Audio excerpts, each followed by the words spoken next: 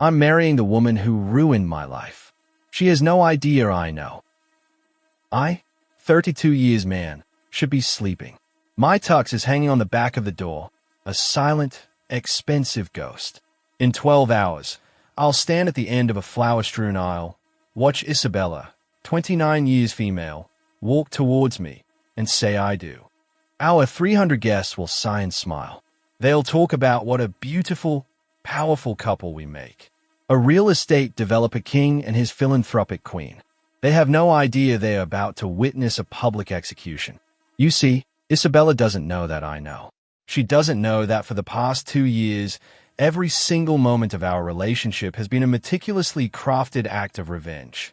She thinks we're a love story. She's about to find out we're tragedy. To understand the depth of this, I have to take you back 7 years, to a time when my life was simpler, brighter, and full of a different kind of love. Her name was Chloe. Chloe was my everything. We met in college, two art students dreaming of changing the world. She was light and laughter, with paint perpetually under her fingernails and a heart so big it barely fit in her chest. We were poor, living in a tiny apartment that smelled of turpentine and dreams, but we were happy.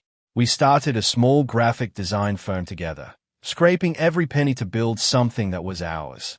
And then, Isabella entered our orbit. Isabella was a trust fund kid who liked to play patron of the arts. She commissioned a massive rebranding campaign for her father's company. It was the break we needed. We worked for 6 months, pouring our souls into the project. The designs were brilliant, Chloe's best work. We presented them, and Isabella seemed thrilled. A week later, we got an email. They were going in a different direction. We were devastated, but we were used to rejection. We licked our wounds and moved on. It was 3 months after that when the bomb dropped. We saw the launch of their new campaign. It was our work. Every concept, every color palette, every font, stolen. We hired a lawyer, a hungry young guy who thought we had a slam dunk case. We didn't. Isabella's family's lawyers were sharks. They buried us in paperwork, delays, and legal fees. They argued we had no proof the ideas were original, that they were industry standard. Our lawyer eventually quit, telling us, with a pitying look, that we couldn't win a war against a billionaire. We lost everything, the business, our savings, and the will to create. But the worst was yet to come. The stress and the feeling of utter powerlessness broke something in Chloe. The bright, vibrant woman I loved grew quiet and distant. The light in her eyes just went out.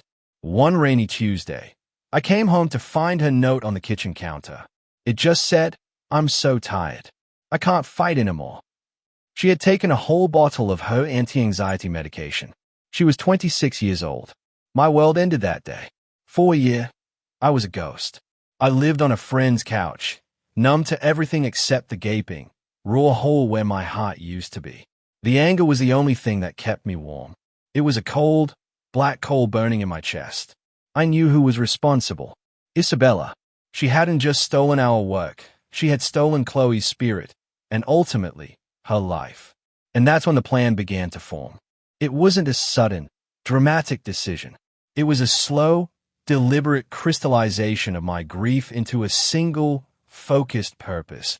I would ruin Isabella Van Horn just as completely as she had ruined me. I used the last of my inheritance to get a business degree.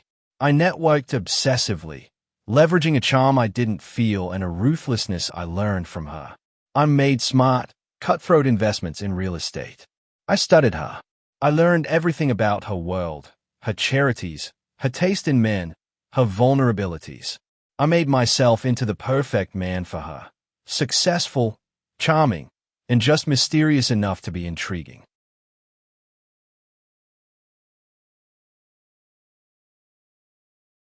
Two years ago, I coincidentally met her at a charity gala. I played it cool. I was the one man in the room who wasn't falling over himself to get her attention. It intrigued her. I asked her out. Our first date was a masterclass in psychological manipulation. I reflected all her hopes and aspirations back at her. I was a mirror, showing her the deep, misunderstood soul she thought she had. Falling in love with me was the easiest thing she's ever done. I'd been the perfect boyfriend. I remembered anniversaries. I comforted her when she fought with her father. I supported her charities. I became her rock, her confidant, the love of her life. I proposed on a private yacht in the Mediterranean, under the stars she loved so much. She cried tears of what she thought was pure joy. Every tender moment, every whispered "I love you," every time I held her while she slept, it was all a lie. It was all fuel for the final act.